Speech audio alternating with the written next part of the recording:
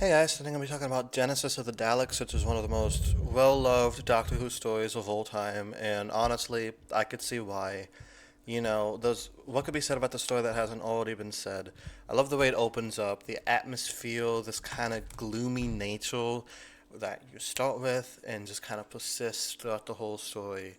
Right from the beginning, when the Doctor's talking to that Time Lord in this kind of gloomy minefield, it just has this whole sense of hopelessness. And it makes sense that the Daleks would come up out of such a hopeless situation. You know, no happy person would create the Daleks. Davos is such an interesting villain here. He is clearly based on Adolf Hitler. They don't even try to hide it. I think Doctor Who's never really been subtle about the allegory, and I like that because I think a lot of good sci-fi comes from political influences. You know what I mean? So all the scenes between Davos and the Doctor are so good, man. They're like better than Shakespeare, though. I don't really like Shakespeare that much, so that's not really a good comparison. But the way Tom Baker and the guy who plays Davos interact with each other is so good.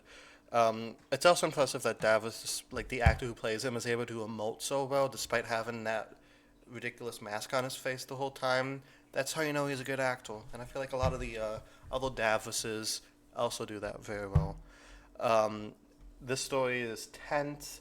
It's pretty fast paced, despite it being 6 episodes. It's fine. It gives something for both Sarah Jane and Harry to do the entire time. You have a lot of memorable sequences, like when the Doctor steps on a landmine, or when Sarah Jane's climbing up that big scaffolding thing.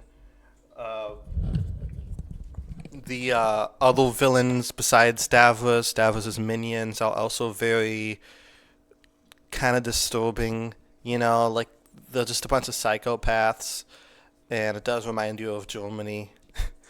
um, I don't know. I just really like this story because it gives the Daleks an origin. You find out how they came to be the way they are. We see the first Daleks, and when they first come out in that cliffhanger episode 1, it's so good. And of course, you have the Doctor's monologue at the end about like he decides he doesn't have the right to kill the Daleks because that'd make him just as bad as them, which is an interesting point. I would have done it. I would have zoop, you know. I don't think the Daleks are worth saving, but that's where me and the Doctor differ, I guess. However, it got me thinking. Sylvester McCoy's Doctor, the seventh Doctor, he would have done it. That guy didn't fuck around.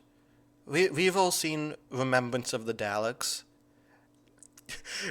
He would have done it, no hesitation. Um, he would have had Ace get to Nitro 9 and blow them up. Not a doubt in my mind. But, yeah. This is a great story. You guys let me know what you guys thought of it down in the comments below, and I'll talk to you guys next time. We'll be reviewing Revenge of the Cybermen. Till next time, peace.